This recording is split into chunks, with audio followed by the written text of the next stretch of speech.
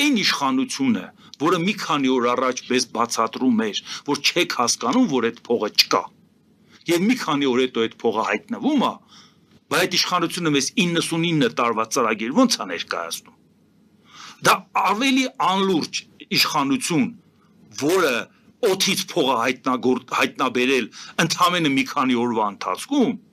հնարավոր չի տեսնել, թե չէ թոշակը իհարկե պետք է բարձանա,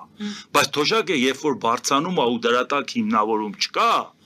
հասկանում ես, որ դա ընտրության հետ է կապված, ու վաղը դու դրա տակից դուրս գալու համար պետք է կանգնես, ոնց որ ազգային ժողովի ամբիոնից ասեց, բայց այդքան միլիարդով ավելացել ենք արտաքին պարտքը, դեպի շատ շտապ պետք է զենք առնել։ Այդ դրա համար շատ արագ առել ենք, փողերը դրել ենք, հետո էս ենք արել,